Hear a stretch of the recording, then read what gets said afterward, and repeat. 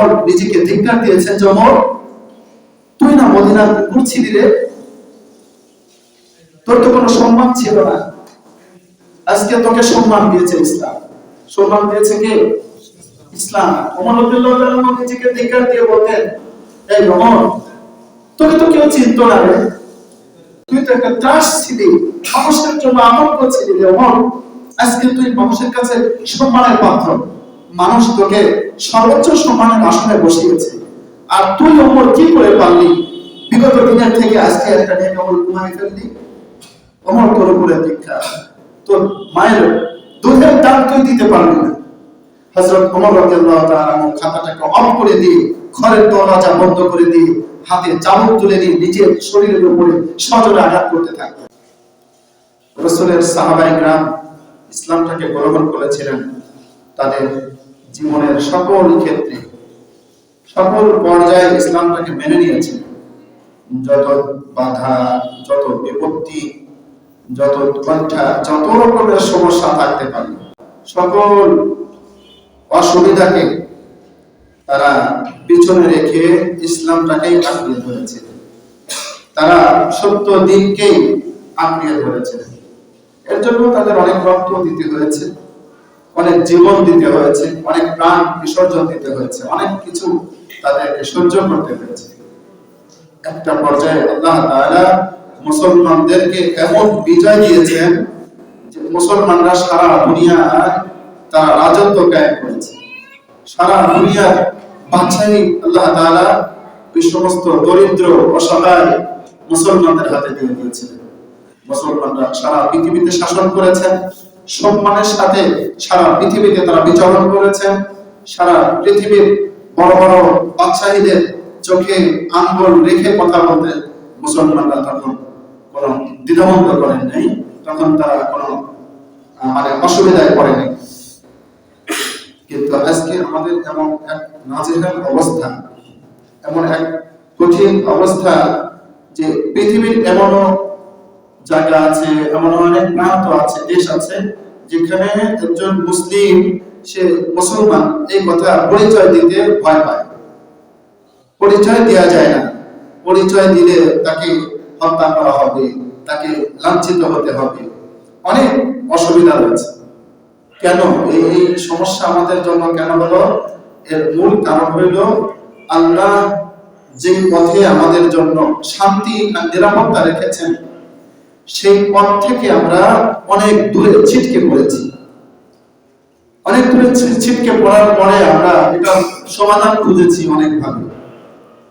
অনেকভাবে সমাধান খুঁজেছি, কিন্তু সকল ক্ষেত্রে সমাধান বিনষ্ট হয়েছে। অনেক দেশের রাজা বাদশারা বিফল হয়েছে, সমাধান খুঁজে পাই নাই। আল্লাহ রাসূল বলেছেন সমাধান হবে ইসলামের মধ্যে। সমাধান কিসের মধ্যে? ইসলামের মধ্যে। ইসলামের মধ্যে ঢোকো, ইসলামের মধ্যে প্রবেশ করো, সকল ক্ষেত্রে সমাধান দিয়ে দেবেন যিনি, তিনি কে? আল্লাহ তাআলা।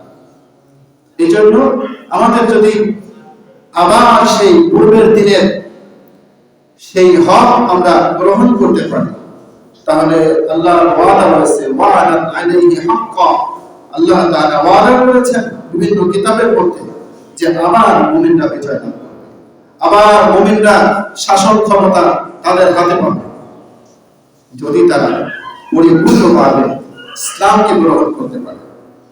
এই ইসলাম মানুষকে সম্মানিত করেছে। হযরত ওমর রাদিয়াল্লাহু তাআলা আনহু শাহাদাতের পরে সাহাবায়ে কেরাম যখন তার লাশটাকে গোসল করাচ্ছিলেন, সাহাবায়ে কেরাম দেখতে পেলেন হযরত খলিফাতুল মুসলিমিন ওমর রাদিয়াল্লাহু তাআলা আনহুর শরীরে, বিশেষ করে পিঠের সাইড, দুই কাঁধের সাইড দিয়ে চাবুকের আঘাতে চামড়াগুলো খসে গিয়েছে, জর্জরিত হয়ে আছে। হযরত সাহাবায়ে কেরাম রাদিয়াল্লাহু তাআলা আনহু তারা চিন্তিত হয়ে পড়লেন, ঘটনা কি? কোন যুদ্ধে তো ওমর এত বড় আঘাত পান নাই, আমরা তো এরকম আঘাত ওমরকে কখনো পাইতে দেখি নাই, তার পিঠের মধ্যে এত চাবুকের আঘাত, এটা কই থেকে? সাহাবায়ে কেরাম কান্না শুরু করে দিয়েছেন। অবস্থা খুব খারাপ দেখে হযরত আব্দুল্লাহ ইবনে ওমর রাদিয়াল্লাহু তাআলা আনহু সাহাবীদের মজলিসে দাঁড়িয়ে গেলেন, বললেন, হে আল্লাহ রাসূলের সাহাবায়ে কিরাম, আপনারা শান্ত হন, আপনারা একটু শান্ত হন। আমি বলছি আমার বাবার পিঠের মধ্যে, আমার বাবার দুই কাঁধের মধ্যে এত চাবুকের আঘাত কই থেকে এলো, আমি বলছি আপনারা একটু শান্ত হন, আপনারা আপনাদের কান্না থামান, আমি বলছি। হযরত আব্দুল্লাহ ইবনে ওমর রাদিয়াল্লাহু তাআলা ঘরের ভিতরে গেলেন। ঘরের মধ্যে যাওয়ার পরে একটি ডায়েরি নিয়ে আসলেন। ডায়েরি এনে সাহাবীদের সামনে খুলে তিনি পড়তে শুরু করলেন। বললেন যে এই ডায়েরি, এটা আমার বাবা ওমর রাদিয়াল্লাহু তাআলার ডায়েরি। তিনি প্রত্যেক দিন যখন ঘুমাইতে যাইতেন, সারা দিনের কর্মব্যস্ততার পরে যখন তিনি ঘুমাইতে যাইতেন, তখন তিনি সারা দিনের হিসাব, আজকের দিনে তিনি কতটা ভালো কাজ করেছেন, কতটা নেক কাজ করেছেন, সেটার লিস্ট তিনি তার ডায়েরির মধ্যে লিখে রাখতেন। আর কতটা নেক কাজ তার থেকে আজকের দিনের মধ্যে ছুটে গিয়েছেন, এটাও তিনি লিখে রাখতেন। যখন তিনি এই দুইটাকে যোগ করতেন, যখন দেখতেন যে আজকের দিনে পূর্বের দিনের মতোই নেক আমলের লাইন ঠিক আছে, তখন তিনি নিজেকে সান্ত্বনা দিতেন যে হ্যাঁ ঠিক আছে, এটা মেনে নেওয়া যায়। কিন্তু যেদিন তিনি দেখেছেন যে ওমরের নেক আমলের এই লিস্টের মধ্যে আজকের দিনের এই নেক আমলটা কম আছে, তখন ওমর নিজেকে ধিক্কার দিয়েছেন যে ওমর, তুই না মদিনার ঘুরছিলি রে, তোর তো কোনো সম্মান ছিল না, আজকে তোকে সম্মান দিয়েছে ইসলাম। সম্মান দিয়েছে কে?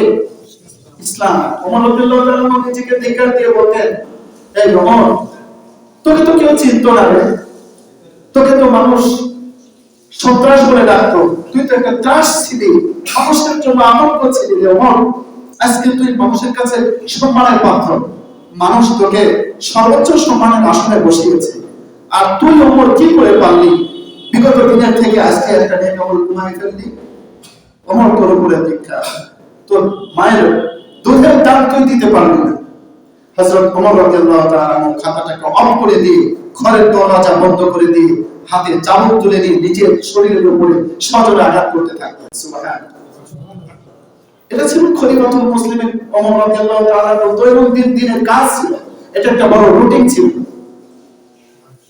নিজের শরীরে চাবুকের আঘাতে শরীর থেকে চামড়া খসে খসে পড়েছে, দুনিয়ার কাউকে তিনি দেখতে দেননি। ঘরের বাহির থেকে সন্তানরা চিল্লায় চিল্লায় কেঁদেছে, হযরত ওমর রাদিয়াল্লাহু তাআলা দরজা খুলে দেন। তো ইসলামটাকে আমাদের গ্রহণ করতে হবে।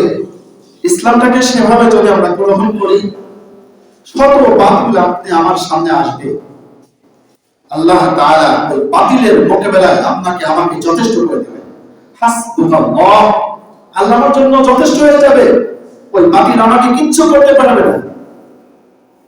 আজকে কত রকমের বাতিল, কত রকমের ফিতনা, ধর্মের নামে ফিতনা, রাজনৈতিকের নামে ফিতনা, কত কল্যাণ অকল্যাণ, ভালো মন্দ স্লোগান দিয়ে আমাদেরকে ফিতনার দিকে টানছে মানুষ, ঠিক না? কত রকমের স্লোগান দেওয়া হচ্ছে।